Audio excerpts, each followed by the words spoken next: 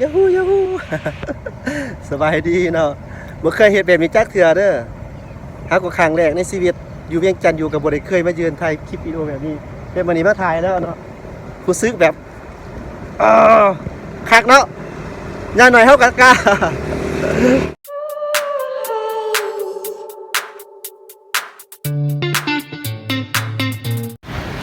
อันนี้บ่เคยมายืนจักเทื่ออยู่กลางทางเนาะ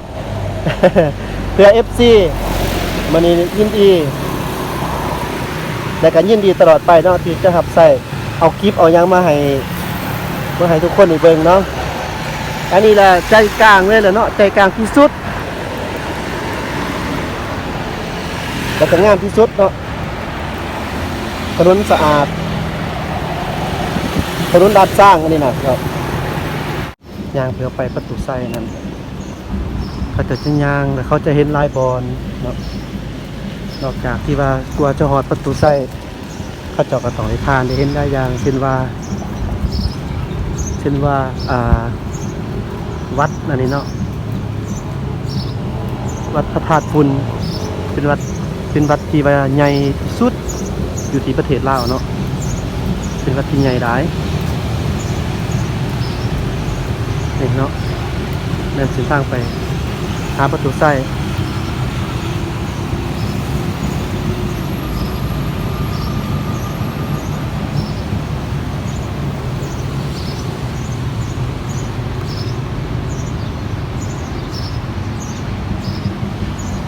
อากาศดีช่วงเช้าเนาะประมาณ9:00 นยัง9:00 นเช้ารถก็บ่ค่อยแออัดยังจันทน์ที่ว่ายังไปได้สบายเนาะ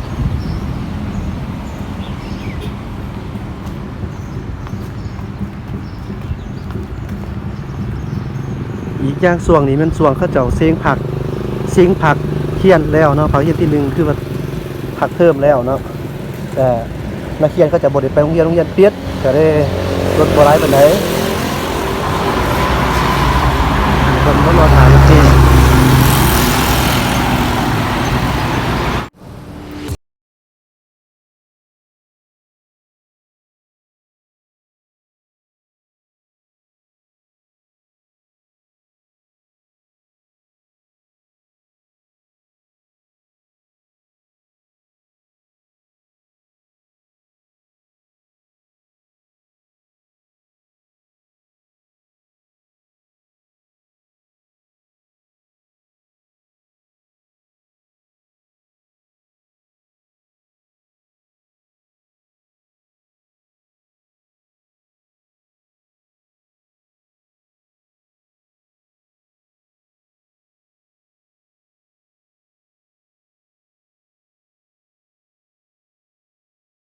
แล้วก็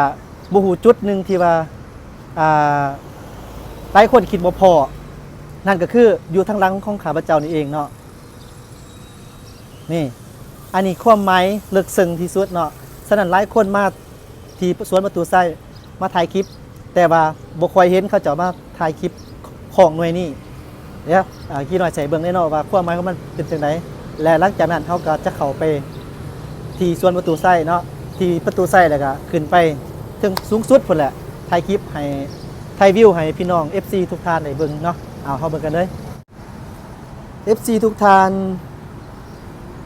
ฮู้บ่ว่าอันนี้เป็นของหยังความหมายของมันเด้กินหน่อยขอแนะนำเลยเนาะอันนี้เป็นของสันติภาพโลก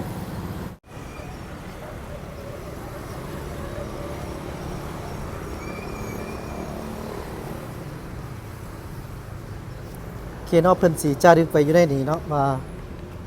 World Peace ของกอง The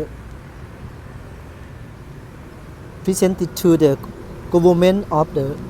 Lao People's Democratic Republic by the World Peace Committee of the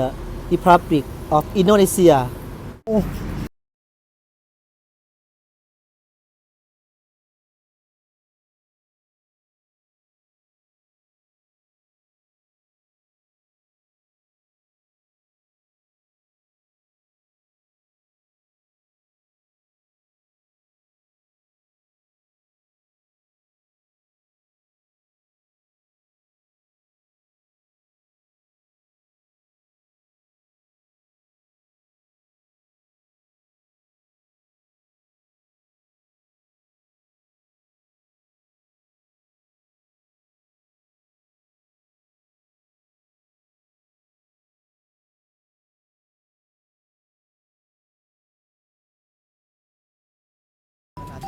แสง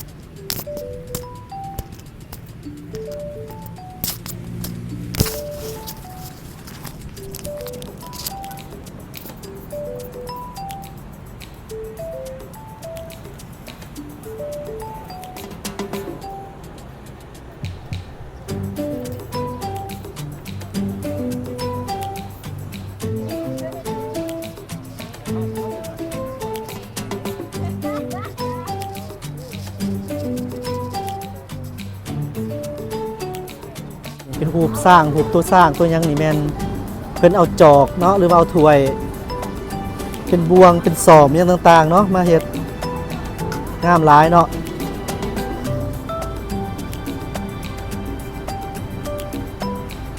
นี่งามหลายเก่งหลายเนาะสีมือมนุษย์เฮา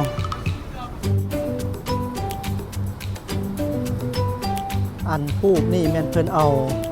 ประเภทจอกเครื่องปั่นดินเผาเนาะ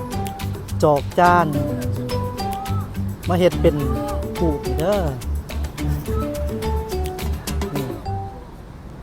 งามบ่ FC งามบ่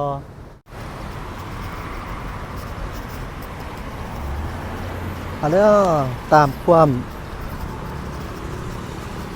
ต้องการของ FC กินหน่อยมาจัดให้เด้อ อันนี้แม่นสวนประตูใส่เนาะมาแล้ว FC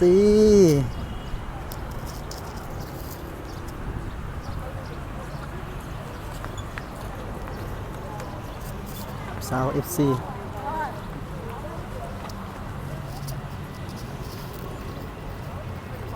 มันตอบแสงตะเวนเนาะมัน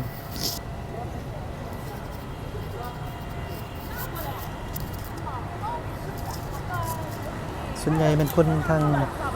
เกาหลีเขาจะมาเที่ยวหลายทางจีนทางหยังไปสนามเนาะนักท่องเที่ยวหลาย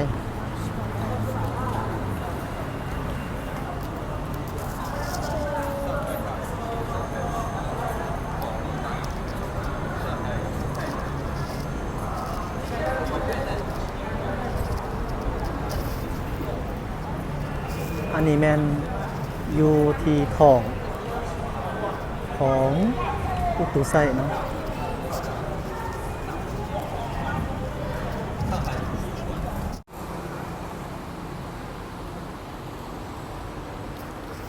FC ทางเขาออกของประตูไส้นี่แมนจะมีอยู่4เบื้องเนาะแบบที่เห็นเบื้อง1เบื้อง2 3แล้วก็4เบื้องนั้นมี4เดี๋ยวเฮาสิขึ้นไปเบิ่งเทิงๆสูงๆขึ้นเนาะ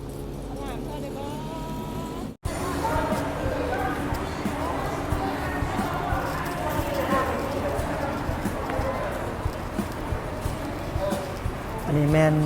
ลวดลายแกะสลักที่เขาติดเนาะเป็นผู้ที่มีความสวยงามจบงามเนาะมีศิลปะแสดงบ่งบอกถึงวัฒนธรรมที่คงประเพณีเนาะคือว่างามหลายละเอียดอ่อนเนาะวัฒนธรรมที่สามารถเห็นได้หลายจุดด้วยกันอยู่ที่ประเทศลาวนี่เนาะเกี่ยวกับศิลปะลายมือของศิลปะลายมือของศิลปินลาวเนาะ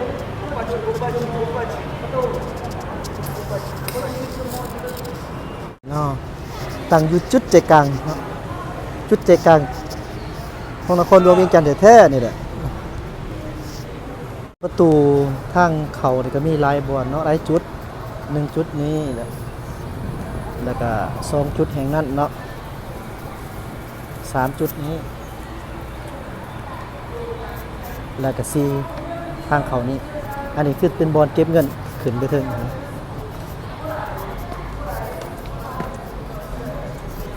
ตามไปครับอันนี้แม่นทางขึ้นไปเทิงเนาะทางขึ้นไปเอาเข้ามาขึ้นเลยเนาะ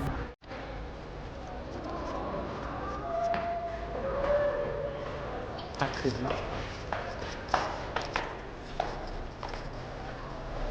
บอลพิตตี้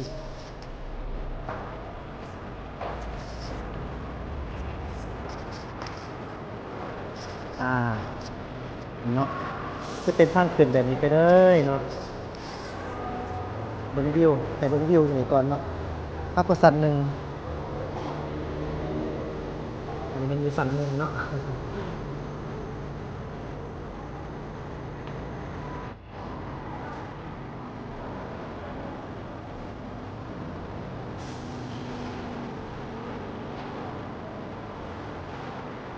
ถึงต่อไปก็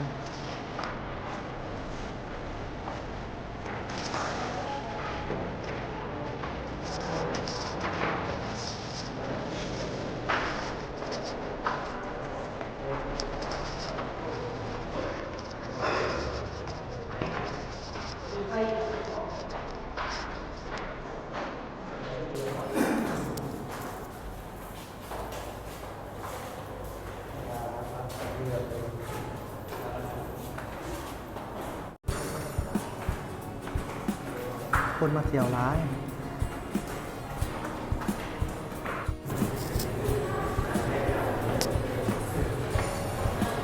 เอาทุกช็อตเลยเนาะเอาทุกช็อตเลยเพื่อ FC เดี๋ยวจัดให้โอ้สั่นเลยนะสั่นคล้ายเครื่องจับคล้ายเครื่องโอ้เป็นเครื่องซูเนียร์ครับเป็นเครื่องที่ระลึก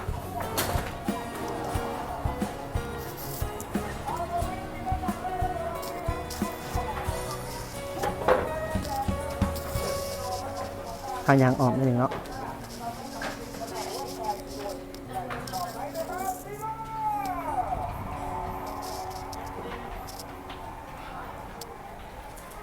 คล้ายเครื่องผู้เปลี่ยนเครื่องที่ระลึกซูเนียร์ขึ้นทางนี้ก็ได้ แต่ว่านี่จะเป็นวงเวียนนะวงม้วน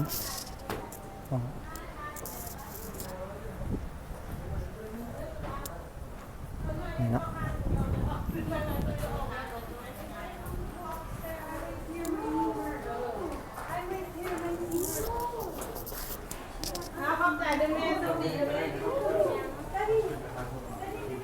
จากลาว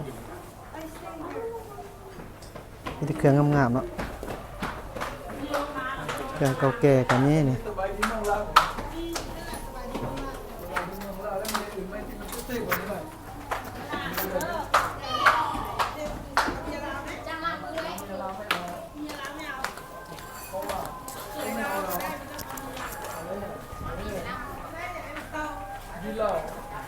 ทางขึ้นสัน3สัน4สัน5สัน6สัน7อู้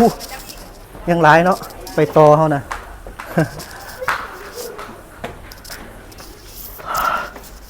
บ่ธรรมดาโอ้ยตาย โอ้ขึ้นนี่สันนี่ก็ยังมีครับบอลคล้ายเครื่องอยู่แล้วนี่อ๋อ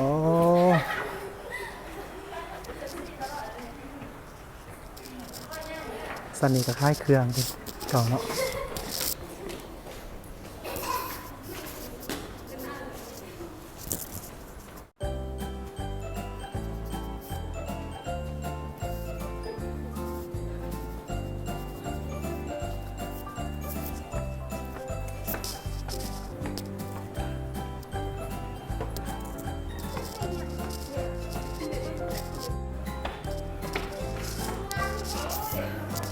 ว้าย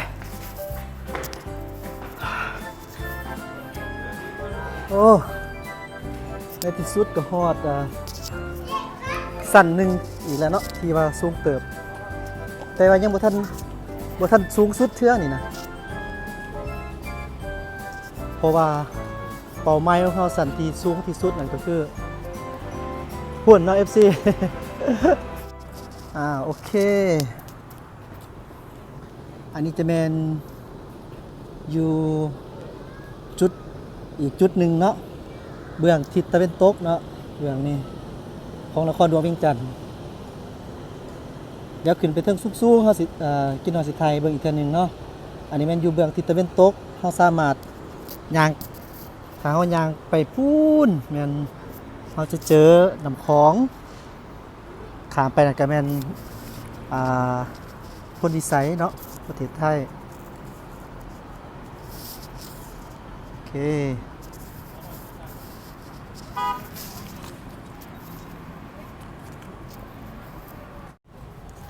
นี้จะเป็นอยู่ทางในเนาะอยู่ที่ทางในด้านในทึ่งสัน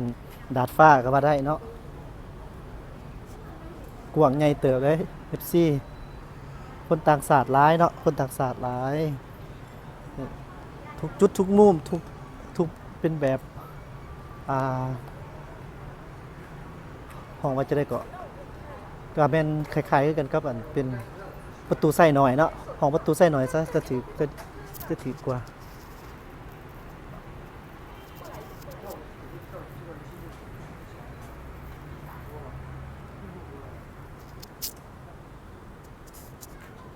ไปเนาะ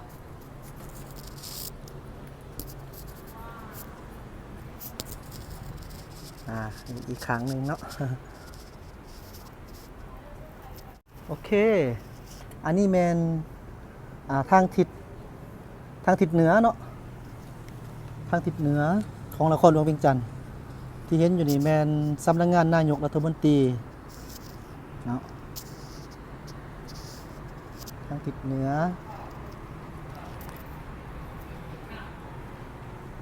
พาไปอีกจุด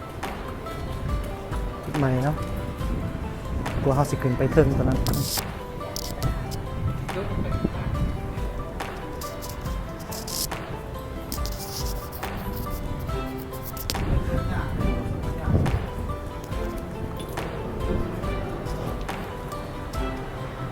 ว้าว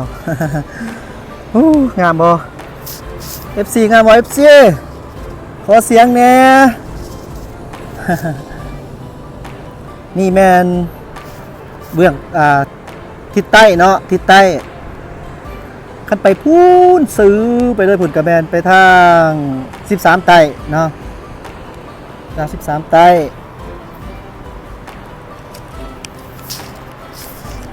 บ้านของกินน้อยพุ่นแหละเนาะไปทางนั้นแหละไกลตึกคุ้มผลไปเนาะไปทางนั้น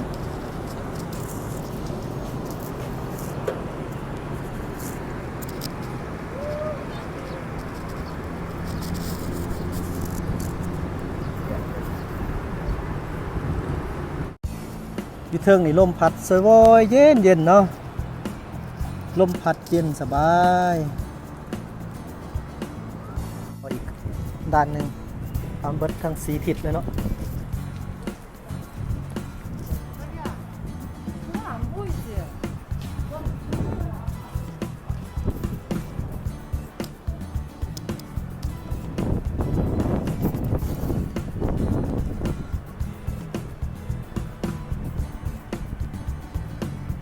เป็นดอกไฟ LED ตอนกลางคืนเขาจะเอากับเปิดไฟจะเห็นปุ่งใสงามเนาะโอเคอันนี้แมนยูเรื่องทิศใต้เนาะตัวนี้ทิศใต้เนาะตัวเมื่อกี้บอลนั่นแมนทิศเหนือเนาะอันนี้มันทิศใต้ของนครหลวงเวียงจันทร์ก็คือเส้นทางจะเป็นเส้นทางอ้อมประตูไส้เนาะเส้นทางอ้อมประตูไส้แล้วก็มีหลายเส้นทางที่จะมาจอดกันอยู่วันนี้คือว่าเป็นจุดเซ็นเตอร์ใหญ่ของนครหลวงเวียงจันทร์สำหรับแลนด์มาร์คแห่งนี้เนาะก็คือประตูไส้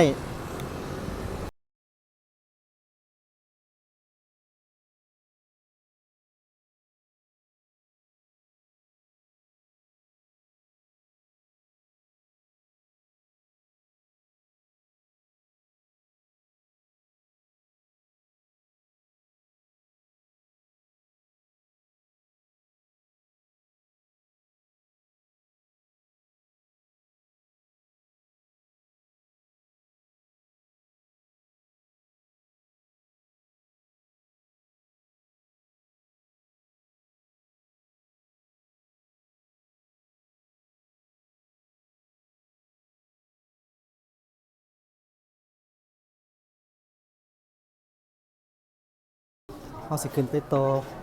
ไปหาบอลจุดสูงสุดของประตูไส้คนนั้นเนาะ ได้มาทั้งทีก็ต้องขึ้นให้มันสุดเลยเนาะว้าวทุกสันแม่นคล้ายเครื่องที่ระดึกเบิดเนาะเรียกว่าเครื่องซูเวเนียร์ยังสิขึ้นไปเทิงพอดีอีกเนาะ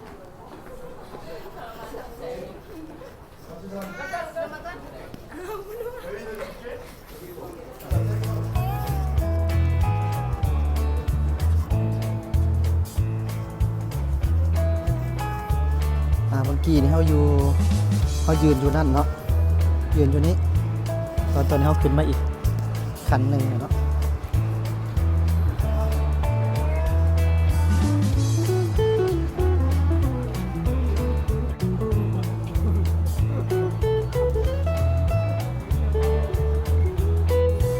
บางคนก็จะขึ้นไปที่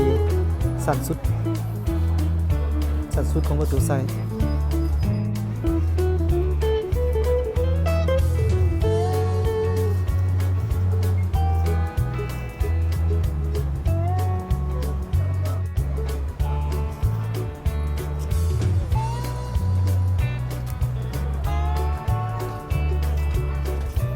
กองอาจจะสายไปสายมาหน่อยหนึ่งเนาะอดทนนะเด้อผู้เบิ่งเด้ออาจจะวิ่งหัวเนาะว่าคนไล่ดิเนาะคนไล่ดิจากต่างประเทศจากเกาหลีไล่เนาะจะมาเที่ยว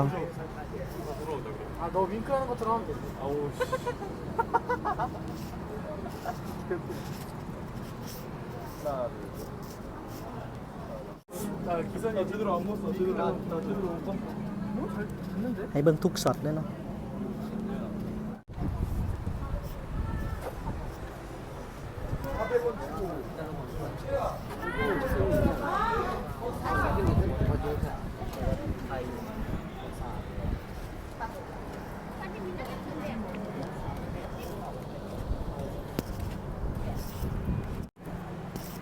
อ้าวมาตามคำขอของ FC แล้วเนาะก็มาเก็บภาพบรรยากาศอยู่ที่ประตูไส้เนาะบางว่าคงสิถึกใจเนาะ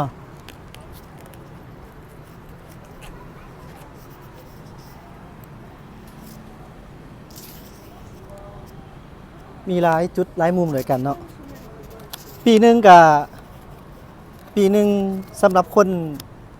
คนลาวแมน 2,000 กีบเนาะ 2,000 กีบปีขึ้นมาถึงนี่ 2,000 กีบและสำหรับคนต่างประเทศก็เพิ่นเก็บขึ้นเพิ่มเติมอีกหน่อยนึงก็คือเป็น 3,000 กีบเดือนกัน 1,000 กีบถามว่า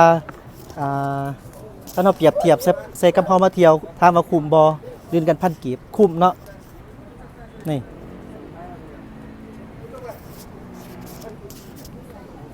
คือกินหน่อยเองบ้านอยู่นี่อยู่แต่ว่าบ่ได้สู้ขึ้นมานี่จักเทื่อเลยบ่แม่นเนาะได้ขึ้นมาอยู่แต่ว่า 3-4 ปี 5 ปีอาจจะเทื่อนึงโดนนั่นแหละจังค่อยมาเนาะถ้าว่าบ่แม่นมาเก็บภาพบรรยากาศมาตอน FC นี่ก็คือสิบ่ได้ขึ้นมาดอกเนาะอันนี้ถือว่าเป็นวันสุดสัปดาห์ของอาทิตย์เนาะก็คือวันศุกร์ก็ได้ถือโอกาสตัดสินใจขึ้นมาเฮ็ดคลิปให้ FC ทุกท่านเบิ่งเนาะนี่แต่ก่อนนี่เป็นคนขี้อายสิรีวิวสิบอกความจริงเลยว่าบ่กล้าแต่ว่าเดี๋ยวนี้รู้สึกเลยว่ามักกับมันหลายเนาะอนาคตถ้ามีผู้ส่งเสริมถ้าข้าพเจ้าเฮ็ดคลิปไปมีคนเบิ่งคนส่งเสริมหยังหลายข้าพเจ้าอาจจะเป็นอาจจะเฮ็ดในเส้นทางนี้เลยฉะนั้นขอกำลังใจจาก FC ทุกท่านในผู้ที่เข้ามาเบิ่งเมื่อเห็นแล้วก็ช่วยกด Subscribe ให้หน่อยเนาะขอบใจหลายเพื่อว่าสิเป็นกำลังใจให้ข้าพเจ้าเรื่องกินน้อยเนาะให้มีกำลังใจในการเฮ็ดคลิปต่อไปเพื่อให้ทุกท่านได้เบิ่งเนาะเพื่อได้เพลิดเพลินม่วนซื่นไปท่องเที่ยวไปนํกันเด้อ สังเกตเบิ่งผู้คนสิมาหลายเนาะมาเที่ยวหลาย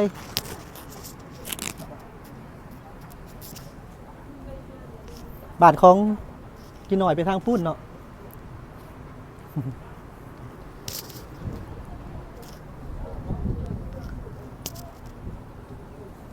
อ้าวอยู่จุดนี้ยังบ่ทันถึงว่าที่สุด ยังสิมีสุดอีกก็คือเขาต้องขึ้นไปเทิงพุ่นก่อนเดี๋ยวไปนํกันเลยทางขึ้นมันเป็นเกี่ยว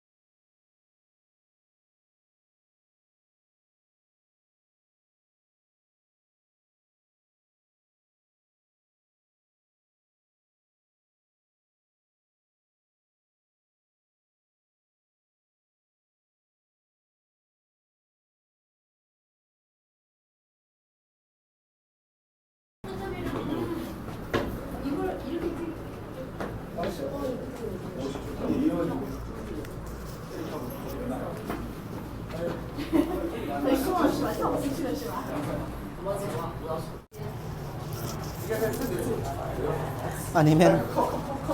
สุดๆเลยแหละอันนี้เนาะคนหลายก็ได้แออัดกันแบบนี้เนาะถ่ายคลิปบ่ค่อยได้เดี๋ยวใจบ่เป็นหยังเนาะแต่ว่าเฮามาหอนมาถึงสูงสุดน่ะก็ประสบผลสำเร็จแล้วมันนี่นะเยอะเขาสิว่าบ้าเนาะแต่ว่าก็บ่เป็นหยังคนตามบ่เตียทั้งนั้นเบิ่งแต่ทางลงเนาะเพราะว่า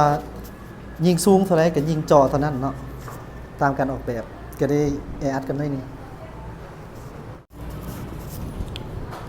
ขอมกขอบใจที่ทับส้มคลิปจนจบเนาะอย่าลืมเด้อถ้าหากทานมักในคลิปนี่ก็ขอกดไลค์กดแชร์กด Subscribe ให้แน่เพื่อเป็นกำลังใจให้คลิปอื่นครั้งต่อไปเนาะเป็นไผที่กด Subscribe ให้กดติดตามก็ขอให้มีประสบความสำเร็จเนาะเพราะว่าอยู่สูงสุดของประตูไส้เวียงจันทน์ก็ถือว่าจุดสุดยอดให้กดก็ขอให้สุดยอดเช่นกันเด้อจะพบกันใหม่คลิปหน้าบาย